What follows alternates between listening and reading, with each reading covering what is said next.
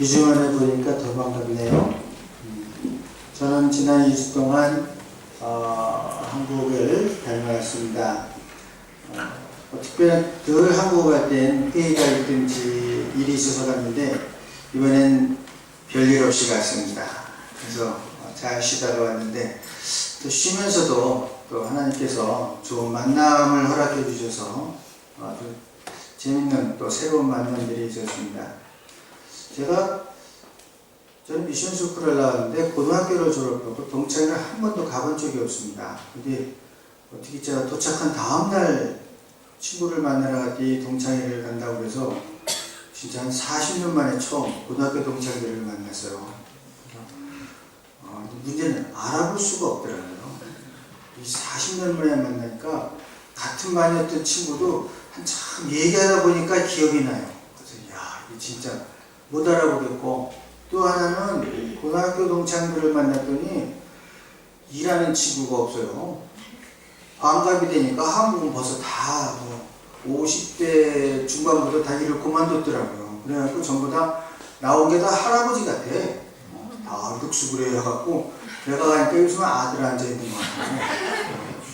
좀 민망하더구만. 또 제가 꼭 만나고 싶었던 친구가 있는데 아주 가장 가까운 친구였는데 이제 그 신장이 전부 망가져서 요양원에 들어가서 이틀에 한 번씩 투석을 하고 있는 친구가 있어요. 그래서 전부터 가고 싶었는데 이번에 정말 시간이 돼서 그 친구를 만났어요. 그래서 이제 2박 3일 동안 둘이 같이 얘기하고 2박 3일에도 하루는 투석을 하니까 오후 4시나 돼서 만날 수 있어요. 오전부터 투석을 하니까. 같이 얘기하고 그러다가 왔어요. 제가 이런 걸 보면서 주위에 보니까 제가 만나는 사람들이 대부분 이게 정년퇴직을 하거나 뭐 다 할머니, 할아버지고 다 그래요. 그렇게 보면서 사람이 늙어가는 게 뭔가 하는 걸 다시 한번 생각하게 되었습니다. 그리고 정말 이 나이들이 들어가면서 무엇으로 하나님을 기쁘게 하는 삶이 될 수 있을까 하는 생각을 하게 되더라고요. 왜냐하면 젊을 때는 내가 재물도 있고 건강도 있고 열심히 하나님을 기쁘게 해드리는 그런 사람인 것 같았는데 이제 나이가 들고 그러면은 무엇을 갖고 하나님을 기쁘게 하는 삶이 될까 하는 생각이 들더라고요. 그래서 그 친구들하고 이런저런 얘기를 해봤어요. 해봤는데 돌아오면서 생각한 게 그거예요. 이 나이가 들어서 무슨 좋은 것만 찾아서는 안 된다고 하는 거죠. 좋은 것을 찾는 것이 아니라 좋은 일, 즐거운 일을 만들어 가겠다고 하는 그런 마음가짐이 중요하다는 거예요. 내가 좋은 일, 기쁨이 되는 일, 그런 걸 만들어 가겠다. 그런 마음가짐이 중요하다는 거예요. 그 버트란드 러셀이 그런 얘기를 했습니다. 재미의 세계가 넓으면 넓을수록 행복할 기회가 많아지고 또 운명의 지배를 벗어날 수 있다 그랬어요. 그러니까 연세 드신 우리 집사님이나 권사님들도 정말 제가 재미를 느낄 수 있는 즐거운 일들을 자꾸 많이 만들어 가라고 하는 것입니다. 그래서 내가 가진 것으로 즐거움을 느끼고 내가 가진 것으로 재미를 느낄 수 있는 것이 정말 재미있게 사는 삶이에요. 왜냐하면 제가 이제 친구들을 만나보니까 젊을 때 가졌던 것을 다 못 가지는 거 이제 건강도 예전 같지 않죠. 또 돈을 쓰는 것도 뭐 돈 벌 때처럼 퍽퍽 쓸 수 있는 것도 아니죠. 그러니까는 잘못하면 나이가 들면서 사람들이 잘못하면 이 재미를 잃어버리기 쉬운데 그게 아니라 내가 가진 것으로만으로도 즐거움을 느낄 수 있는 그게 정말 재미있는 삶이라고 하는 거예요. 그러니까 제가 그 친구들을 가만히 보니까요. 그런 게 있어. 나이가 들면은 다 뭐 힘들어지고 어려워지고 뭐 없어지는 것이 아니라 좋은 점들이 많아요. 뭔가 하면은 생활이 이제 단순해져.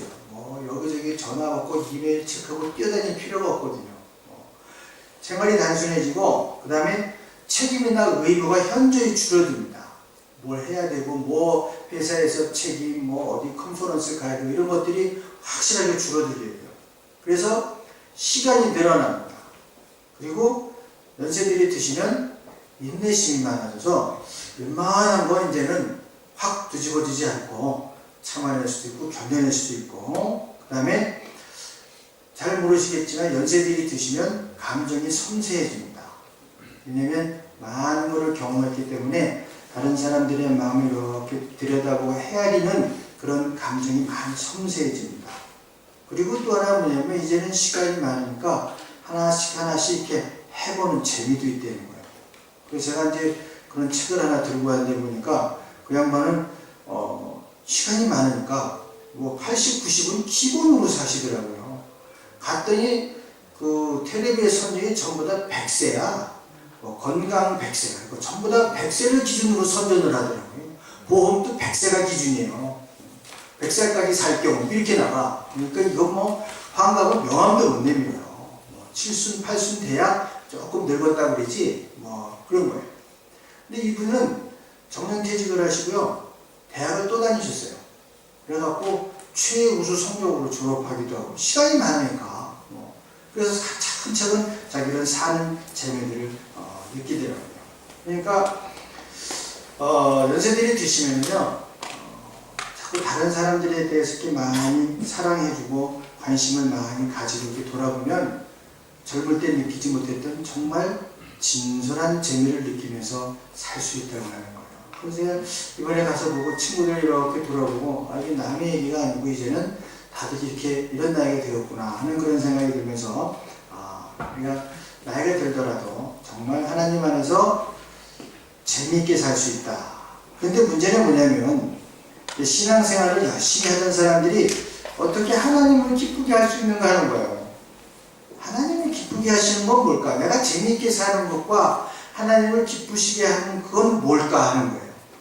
그래서 제가 성경을 다시 한번 가만히 그런 관점으로 들여다보니까 하나님께서 기뻐하시는 거는요, 우리가 무엇을 많이 했다고 해서 기뻐하시는 게 아니에요. 성경에 곳곳에 그런 얘기들이 나옵니다. 미가서를 봐도요, 우리가 뭐 양을 드리고 소를 드리고 뭐 천천히 그런 수많은 제물을 드리면 하나님이 기뻐하실까? 아니라는 거예요. 하나님의 의를 행하고 그런 얘기들이에요. 그게 하나님이 기뻐하시는 일이라고 하거든요. 오늘 말씀도 마찬가지예요. 누가복음 보면은 하나님께서 잔치를 다 배설해 놓고 와서 즐겨라 그랬는데 전부 지혜를 바꿔요. 결의소 5쌍이면요 소가 2씩 그걸 하니까 10쌍, 황소 10마리면 대단한 부자예요. 땅을 샀다, 뭐 차를 샀다, 전부 다 그냥 그런 일 때문에 바빠. 그리고 하나님께서 말하는 그 잔치에 오질 않는 거예요. 하나님이 기뻐하시는 것은 그 많은 재물 갖고 뭐 큰 일을 하고 이런 것보다도 하나님이 마련하신 그 잔치에 와서 누리는 것을 기뻐하신다고 하는 거예요. 그 하나님을 기쁘게 해드리는 삶이라고 하는 것은 뭐 큰 일을 하고 많은 일을 해서 그런 게 아니에요. 진짜 하나님을 기뻐하시게 하는 것은 정말 주 안에서 복된 삶상, 뭐 재미라고 얘기했습니다만 제가 하나님 안에서 정말 재미있게 살고 하나님의 그 잔치의 자리에 나오는 사람들이라고 하는 것입니다. 그래서 그것을 누리라고 하는 거예요. 하나님께 주신 그 평안함을 누리고 평안하게 살려고. 그게 하나님이 기뻐하시는 거예요. 제가 이번에 한국을 공짜로 다녀왔습니다. 우리 애들이 환갑인데 아무것도 안 하는데 그 비행기표를 들고 와서 공짜로 갔다 왔어요. 한국 가서 그런 얘기를 하니까 우리 애들한테도 그 얘기 좀 하라고 그러더라고. 왜 걔네들은 비행기표 안 사오지? 그러면서. 자, 여러분, 애들이 비행기표를 사오고 무슨 큰 선물을, 이게 기쁜 게 아니잖아요. 자기 부모님은. 뭐가 기뻐요? 자기 자녀들이 부부가 되었으면 부부가 화목하게, 건강하게, 평안하게 사는 게 부모들한테 제일 기쁨이잖아요. 맨날 툭닥거리다 뭔 일 되면 선물이나 하나 들어오고 그러면 그 부모가 그게 기쁘겠어요. 저것들이 어떻게 사는지를 모르는데 때 되면 선물이나 들어온다고 그거 갖다가 기뻐할 부모는 없는 거예요. 하나님께서도 기뻐하시는 건 뭐냐면 우리가 주 안에서 복되고 재밌는 삶을 살고 정말 주 안에서 평안롭게 사는 그것을 하나님이 기뻐하신다고 하는 거예요. 내 안에서 평안하게 살아라 이거예요. 아무것도 하지 않아도 좋으니까 내가 주는 이 잔치자리에서 편하게 살라 이거예요. 사실요, 여기 연세 드신 분이 많지만 다 똑같은 느낌이실 거예요. 첫 번째 드는 게 뭐예요? 옛날 같지 않다 이거예요. 옛날 같지 않다. 저도 한국 갈 때마다 안경을 새로 맞춰 갖고 옵니다. 언제부턴가 이 성경 글씨가 가끔 이게 뭉그러져서 보이는 거야. 그리고 읽다가 자꾸 삑사리가 나요. 그래서 이게 또 달라졌어. 그래서 이제 이번에는 밑에를 좀 더 잘 볼 수 있도록 도수를 높여갖고 그래서 오늘 잘 읽었죠? 도시 안 틀리고. 그거 내가 안 보여서 그런 거예요, 그게. 그래서 안경도 다 새로 바꿔갖고 왔어요. 나이 드신 분들은 딱 예전과 같지 않다는 거예요. 또 우리 집사님 뛰어보시니까 어때요? 이거 숨차잖아요. 예전 같지 않아요. 그런 생각이 들면 괜히 우울해져요.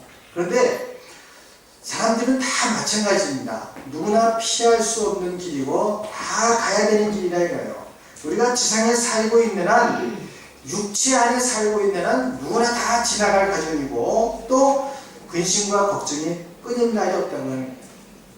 그러니까 지나가면서 여러분들 이제 젊으신 분들도 마찬가지입니다. 걱정거리가 굉장히 많아요. 공부하는 사람은 공부하는 시험 걱정도 있고 또 공부하다 보니까 또 경제적인 것도 걱정이 되고 참 독일 공부는요 건강도 걱정이 돼요. 제가 경험한 바로는 이 육체가 독일 친구들을 못 따라가요. 제가 앉아 있어 봤지만 공부해 봤지만 저도 공부를 하면 정말 남부럽지 않게 공부했는데 독일 친구들을 제 육신이 따라가지를 못해요. 여러분 잘 아시죠? 이제 봄 되면요 도서관 가면요 점심 먹고 널브러져 있는 사람은 다 한국 사람이에요. 근데 독일 애들은 왜 안 자는지 모르겠어.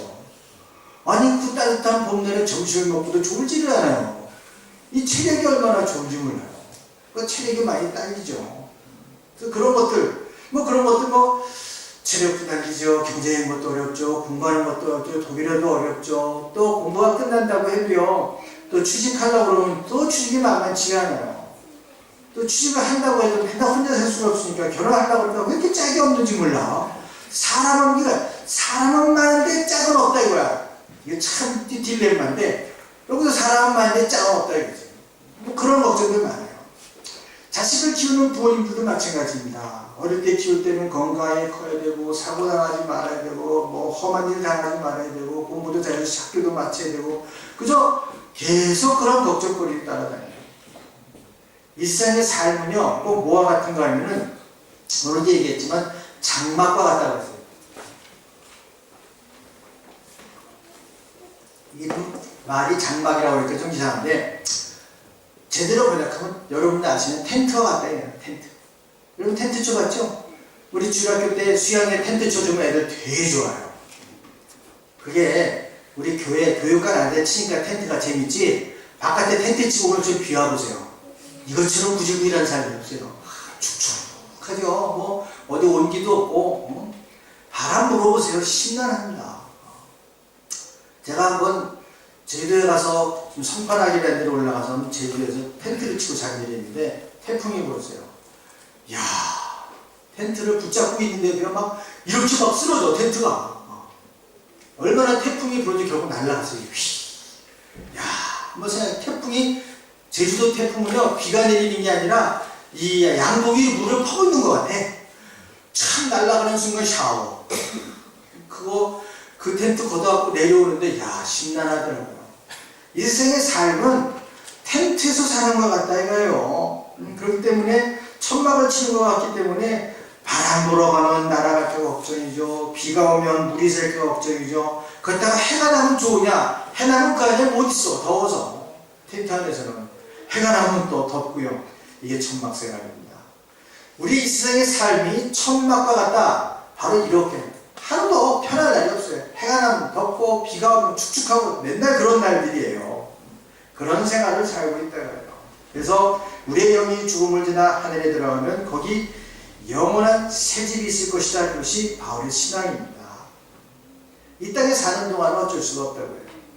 제가 이제 유럽에 있다 보니까 유럽의 웬만한 데는 관광을 다 다녔어요. 여행도 가고 등산도 가고 다 가봤는데 30년을 독일에 있다 보니까 홍콩도 못 가봐서 아시아는 완전 전무야.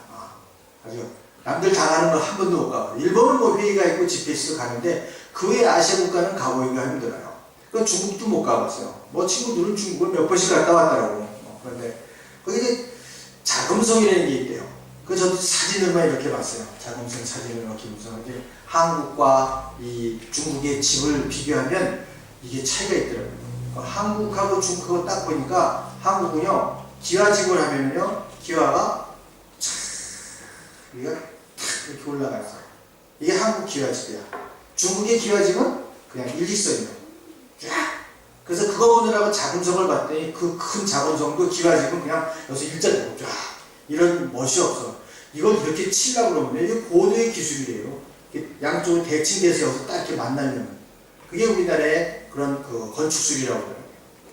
근데 그 자금성이 얼마나 큰지 72만 평방킬로미터래요. 방이 몇 개인 줄 아세요? 9,999간이라고 했어요.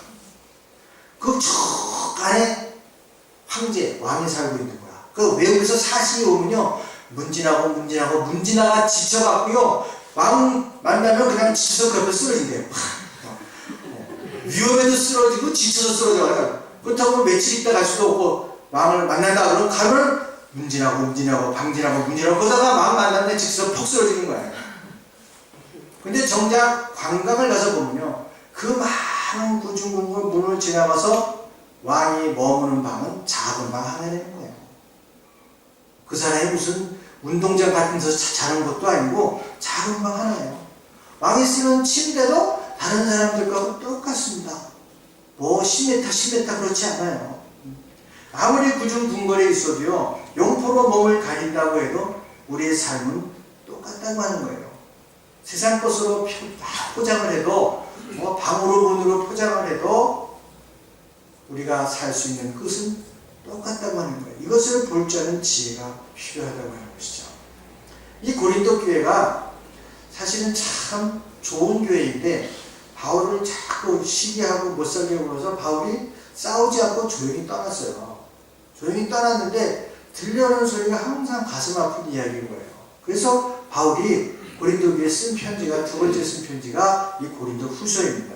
그래서 저 안타까운 마음으로 사실은 자기도 이 세상의 장막을 벗어버리고 싶다. 그냥 하늘의 이 천막과 같이 맨날 걱정거리 있고 힘든 일 생기고 이런 일이 있는 이 세상보다 정말 하늘나라에서 내가 살고 싶다. 그러나 그런 것이 아니라 정말 진정한 삶은 이 땅에 있는 삶의 영원한 생명을 덧입는다 이거예요. 덧입는다. 이 옷을 벗어버리는 것이 아니라 그래서 영원한 그런 하나님 나라에 들어가시는 것이 아니라 성령의 옷으로 영원한 생명으로 덧입어서 이 세상에서 하늘나라의 삶을 맛보며 살아가는 것이 바로 우리의 신앙의 삶이라고 하는 것입니다. 모두가 이 땅에 사는 것들이 녹록지가 않습니다. 저도 이렇게 여행을 하고 친구들을 만나고 또 우리 교회에 있는 분들을 다 만나보면 이 세상에 지난 동안 마음 편하게 사는 사람은 없어요. 다 그런 아슬아슬한 고민도 많이 넘기고 저희 가니까 이제 친구들이나 이런 가까운 사람들이 이제 뭐 장로님, 권사님 다 그래요. 이제 뭐 다 교회 다니는 분들이니까. 그래서 이제 여행하면서 하게 되면 차 안에서 결국은 간증 집회예요.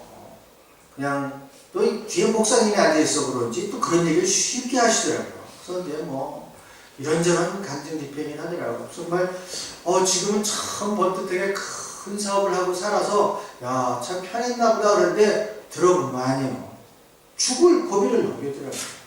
야 정말 내가 들으면서 막 간이 콩알매해질 만큼 이 사업은 틀림없이 될 거라고 생각하고 큰 사업을 해서 공장을 짓고 이제 틀림없이 될 거라고 그러는데 안 돼.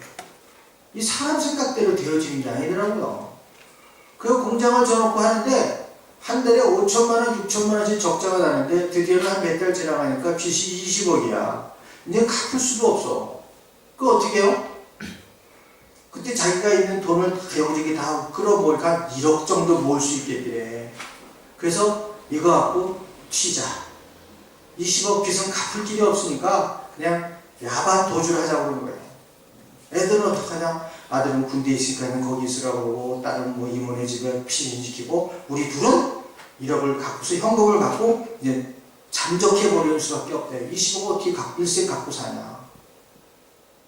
사람 생각으로 보면요 매달 6천만 원씩만 계속 적자가 나는데 20억이 빚이 되면 당연히 생각할 수 있는 거예요. 이 남자는 정말 인류 학력을 가지고 있고 정말 그 대회사에서 근무하다가 사업을 했기 때문에 너무 뻔해, 돌아가는 숫자가. 그랬더니 이거는 20억 우리 못 갚는다. 그러니까 이제는 이거 못 갚아서 경제사고로 감옥을 가든지 이렇게 되니까 차라리 1억을 있는 현금을 갖고 잠적하자는 거예요. 여러분 어떻게 생각하세요? 내가 생각해도 그게 제일 나을 것 같더라고. 20억은 어떻게 갚어? 20억이 얼마냐? 매년 1억을 갚으면 20년 동안 갚아야 되는 거야. 1억씩 갚을 수가 있어요, 먹고 살면서. 근데 이 사모님께서 하나님께 받은 음성이 있는 거야. 이건 또 무시할 수가 없어. 안 된다는 거야. 내 기도해보니까 아니라는 거야. 그래서 안 가. 그럼 이 남편은 애가 타 죽겠는데 이제 점점 부도날 시간은 가까우고. 근데 결정적으로 이제는 튀자! 그런데 그날 새벽 기도에 받은 말씀이 뭐냐? 너의 회복이 빠르리라. 이 말씀을 받는 거야. 공장은 다마에 가는데 새벽 기도에 기도할 때 받은 말씀은 너의 회복이 빠르리라. 그래서 이제 도망갈 준비를 다 하고 있는 남편한테 회복이 빠르다고 해서 기다리죠. 그렇다고 여러분 의리 없게 또 남편 혼자 도망갈 수는 없잖아. 이 도망도 못 가고 붙잡혀 있는 거예요. 그런데 그 다음날부터 주문이 들어오는데 자기 지금 20, 30년 동안 사업을 하면서 그해 겨울만큼 돈을 벌어본 적이 없대요. 자기는 손이 모자라서 사람 수송을 해서 쓰면서 공장을 돌리는데 지금까지 20년을 사업을 해도 그해 겨울처럼 돈을 많이 벌어본 적이 없대요. 회복이 빠르게요. 여러분 이게 신앙생활이 되는 거예요. 우리가 보고 있는 세계에 내가 보고 있는 그것만 봐갖고서는 우리가 바로 살 수 없는 거예요. 이 하나님과 교제하고 너희들은 가만히 있어라. 내가 하나님 됨을 너희가 알리라. 보여주겠다. 이렇게 사는 게 하나님이 기뻐하시는 삶이야. 내가 무엇을 많이 해서 하나님이 기뻐하시는 게 아니에요. 너희들이 죽을 그런 처지에 처했지만 내가 하는 것을 봐라. 여기에 순종하는 사람들을 하나님이 기뻐하시는 거야. 그래서 여러분 하나님을 기뻐하게 해드리는 삶은요, 내가 무슨 많은 헌금을 하고 많은 일을 하고 많은 봉사를 해서 물론 그것도 좋아하셔요. 그러나 그보다 정말 하나님이 기뻐하시는 것은 내 음성을 듣고 내가 이러는 것을 보고 하나님께만 의지하는 그 사람을 제일 기뻐하는 거예요. 그러니까 연세하고는 전혀 상관이 없어요. 내가 무엇을 지금 뭘 할 수 있나? 이거하고 관계가 없는 거야. 그 음성을 듣기를 원하고 그 음성 안에 거하기를 원하고 그분이 일하심을 기대하면서 신뢰하고 하나님께만 의지하는 그 사람을 하나님이 기뻐하신다는 거예요. 사람이 죽고 산다는 건요, 백지장체의 하나예요. 영국의 앤 공주가요, 미국 스미소니언 그 우주항공 박물관을 방문했을 때의 일인데, 여러분 잘 아시는 것처럼 달에 처음 발을 디딘 사람이 암스트롱이라는 사람이잖아요. 그 전시실을 둘러보다가 우주복을 봤어요. 근데 암스트롱이 앤 공주를 이렇게 가이드를 하고 있었는데 궁금하잖아요. 그 우주복이 찢어질 염려는 없나요? 죽잖아. 달에서. 그거 구멍 나면 죽는 거 아니에요. 우주복이 찢어집니다. 공기가 없는 우주에서 우주복은 생명을 지켜주는 딱 그거 하나. 그 암스트롱이 이렇게 얘기했다고요. 달에서의 삶과 죽음의 차이는 100분의 1인치만큼 얇은 고무 간격과 같습니다. 우리의 삶과 죽음의 간격은 바로 이 천 하나의 간격처럼 그렇게 얇은 우주복 한 장을 두고 삶과 죽음이 맞붙어 있다고 하는 거예요. 이 똑같은 원리가 지구상에도 존재하고 있습니다. 삶과 죽음이라는 것은 항상 백지장 하나를 놓고 언제나 지척에 있습니다. 언제 죽음이 다가올지 몰라요. 그렇기 때문에 마치 오늘이 마지막 날인 것처럼 정말 그분만을 의지하고 그분께 기쁨이 되는 살고자 그 삶을 살고자 최선을 다하는 것이다 이랍니다. 그래서 바울이 제가 직접 경험했잖아요. 다메섹 도상에서 예수님 만나고 정말 하늘의 집을 소망하게 되어서 그런 일을 하게 되는 거예요. 이 원리를 깨닫지 못하시는 사람들은 무슨 일을 하는가 하면 이 천막 집을 인정하고 그 하늘의 생명을 더디면서 살려고 하는 것이 아니라 천막을 가꿔요. 그 천막 안에다가 꾸며보려 안락하게 꾸며보려. 뭐 바람 새는 구멍을 막고 방수 처리도 좀 하고 또 뭐 뚫어지면 보험에는 보험회사에 또 들어보고 뭐 이러면서 열심히 그 텐트를 치장을 한다 이거예요. 근데 여러분 천막은 천막입니다. 그러니까 이 세상의 삶을 그런 식으로 치장하면서 살려고 생각하지 말라고 하는 거예요. 하나님께서 지켜주시고 하나님의 은혜로 이걸 덧입고 살 생각을 해야지 내가 무슨 천막에 뭘 처발라서 안전하게 살려고 하면 그거는 잘못된 생각이라는 거예요. 천막 속에서 여러분 편하면 얼마나 편하겠어요. 제가요 우리 애들이 어렸을 때 이태리 해변가로 간 적이 있거든요. 근데 하도 피곤해갖고요 저 늦잠을 자려고 해도 해가 뜨면 천막 안에 있을 수가 없어요. 해 뜨면 그 다음에 이제 의자 들고 해변으로 가는 거야. 그래서 거기서 자는 거예요. 해변에서. 이상하지. 해변은 또 추워요. 바닷바람이. 그 담요 들고 나와갖고 이제 해변에서 자는 거야. 천막 안이 그래요. 잘 때 잠시 좀 편하게 자는 것이지 편안할 날이 하나도 없습니다. 이 천막을 치장하면서 안락감을 느끼는 게 어느 정도까지는 가능하지만 비가 오면 축축 가고 해가 뜨면 덥고 언젠가는 천막이 색이 바래고 천이 뜯어지고 찢어지게 되어 있습니다. 우리의 삶도 그래요. 우리의 육신도 마찬가지입니다. 아무리 잘 가꾸고 안티에이지 무슨 뭐 크림을 발라도 주름을 막을 수 있는 화장품은 아직도 없어요. 주름살을 피는 화장품은 아직도 나오지 않았습니다. 그것만 나오면 대박이야. 뭐 보톡스라고 하지만 그것도 잠시지 뭐. 그거 안 하는 사람이 없더구만 요즘 가보니까. 난 갈 때마다 신기해. 그 성형외과 앞을 지나가면 비포, 애프터. 이야. 제가 있는 동안 신문에 기사가 났어요. 우리 중국 분들이 한국이 그렇게 성형수술을 잘한대요. 그래서 여기서 성형수술을 하는데 예전에는 그냥 뭐 눈이나 코 간단한 그런 수술을 했는데 요즘은 아예 뼈를 깎고 다듬어 갖고 완전히 얼굴을 바꿔버려요. 그리고 문제는 뭐냐면 한국에서 나가는 건 나가. 중국에서 못 들어간대요. 입국이니까 심사를 하는데 너무 달라도 너무 다른 거야. 그래갖고 거기서 막 10분, 20분, 30분 신랑이 하다가 겨우겨우 확인하는데 꼭 야단 맞고 나오는데 여권 다시 찍어서 만들라고 사진. 너무 심하니까 요즘은요 그 한국 성형외과에서 이렇게 인증서를 준대. 우리 병원에서 시술을 했고 이게 옛날 얼굴이고 이게 애프터다. 이렇게 사진을 딱 들어가. 아니면 중국 들어가서 아니 신문에 대문짝이 났더라고요. 그렇게. 그거 아무리 바꿔도요 결국은 주름은 또 생기지. 아무리 가꾸고 치장을 해도 천막은 천막이거든요.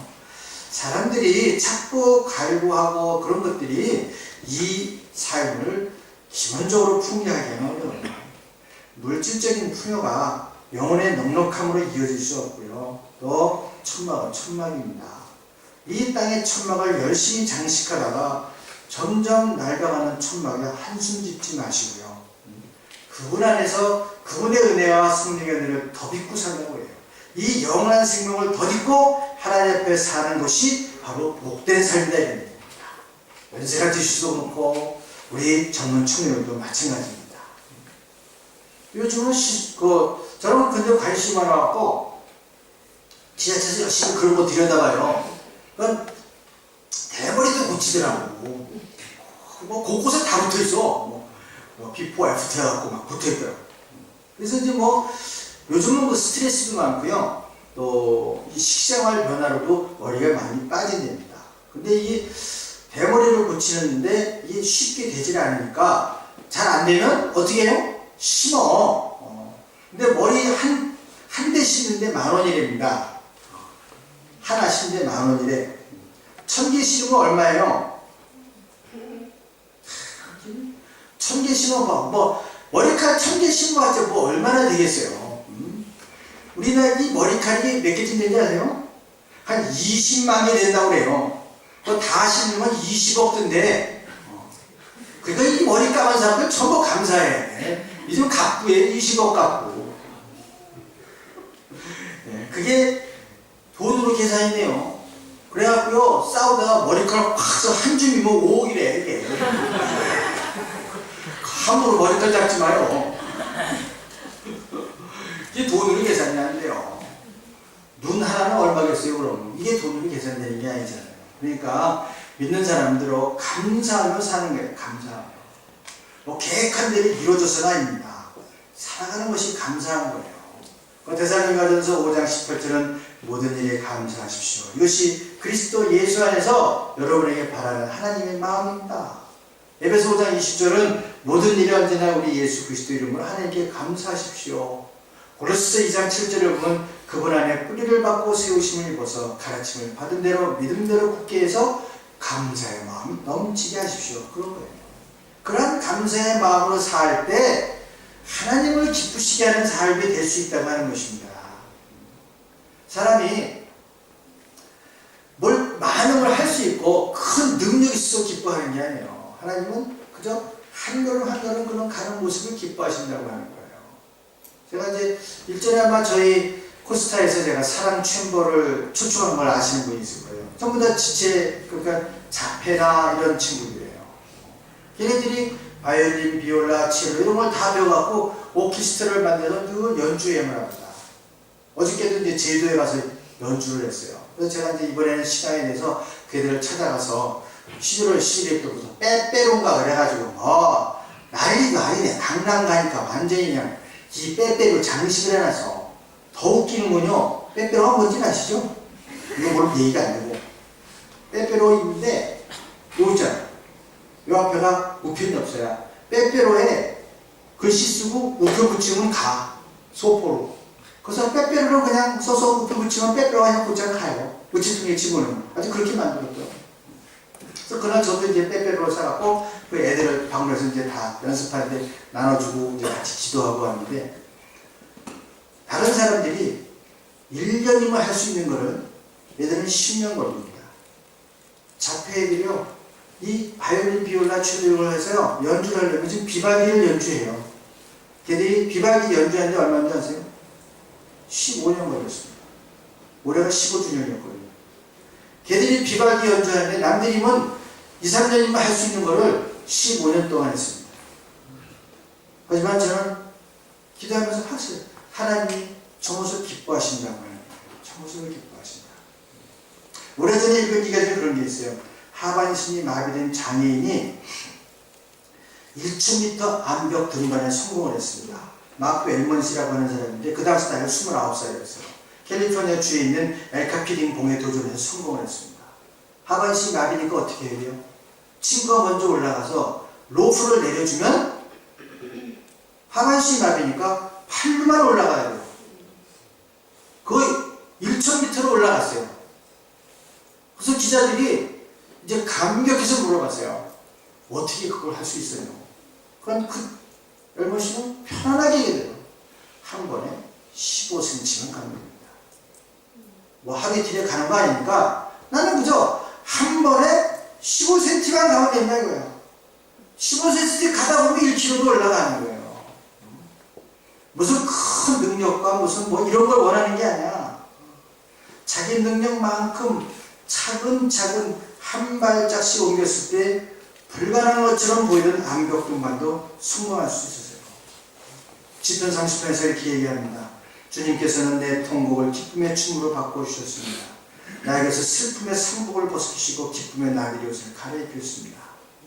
하나님은 우리가 이렇게 어렵고 힘들고 곤고한 삶이지만은 하나님께서 우리에게 그러한 길과 마음을 주셔서 그분을 덧입음으로 세상에서 정말 복된 삶을 살 때 하나님이 그 삶을 기뻐하시냐. 야, 세계적인 연주자만 기뻐하시는 게 아니에요. 비발디 하나 연주하는데 10원이 걸리는 그 자폐아들도 하나님께서는 크게 기뻐하신다고 하는 것입니다. 그러니까 우리가 때로는 내 앞에 있는 길에 때로는 막막하고 열리지 않을 것 같고 그렇더라도요 불안해하거나 낙심하지 마시고요 하나님께서 주시는 그 길에서 그저 한 걸음 한 걸음 옮기라고 하는 거예요. 옛날에 서부 웨스턴이 유명하대요. 총 쏘는 거죠. 그거 참 좋아해서 요즘 가끔 텔레비에서 그걸 하면 저게 왜 재미있었는지 나도 이상해. 저게 뭐가 재밌었어. 근데 그때는 그 성 웨스트힐이 그렇게 신날 수가 없어요. 그때 유명한 사람이 존 웨인과 게리 쿠퍼예요. 게리 쿠퍼 항상 뭐 종이 사람이에요. 이 사람이 처음에는요 영화배우로 등단한 사람이 아니에요. 이 사람이 아카데미 나무주연상을 2번씩이나 받은 사람인데 대학을 졸업하고 나서 만화를 그렸어. 근데 실패했어요. 만화를 그리다 실패해갖고 먹고 살아야 되니까 이 연극을 하면 무대 뒤에서 배우 대사를 읽어주는 거야. 다 무대니까 무대 뒤에서 대사를 읽어주는 거예요. 그럼 이제 이 배우가 그걸 듣고 이 얘기를 하는데 이걸 잘못 읽어준 거야. 그래갖고 그냥 이 연극이 그냥 죽사발이었어요. 그래갖고 감봉청을 받았어요. 저 감봉청을 하려고 그러니까 처분할 게 별로 없어. 주급도 제대로 못 받고 있었거든. 그러니까 감봉청을 하려고 하니까 깎을 게 없어요. 그러니까 그 매니저가 뭐라 그랬냐면 이거 안 되겠는데 제 엑스트라 시켜갖고 월급 줘서 감봉시켜 이렇게 했어요. 근데 엑스트라 역을 기가 막히게 해낸 거야. 그때부터 게리 쿠퍼가 배우로 성공한 거예요. 여러분 우리들의 삶의 길에서 대박을 꿈꾸지 마세요. 그리고 내가 없다고 탓하지 마세요. 내가 이제 나이가 들어서 할 수 없다고 그런 탓하지 마세요. 이제는 이 세상의 장막에 하나님의 은혜, 이 영원한 생명을 덧입어서 그리스도를 중심에 모시고 자기의 삶을 이뤄가는 그 삶을 하나님이 기뻐하시는 거예요. 능력 있는 사람만 기뻐하시는 거 아니고요. 큰일 하는 사람만 기뻐하시는 게 아니에요. 정말 자폐아가 15년을 걸려서 비발디를 연구하고 하반신 마비된 사람이 한 번에 15cm씩 올라가면서 등반하는 그거 다 하나님 기뻐하십니다. 사랑하는 여러분, 세상의 삶이 참 힘들고 어렵고 슬프고 외롭고 힘든 일이 참 많아요.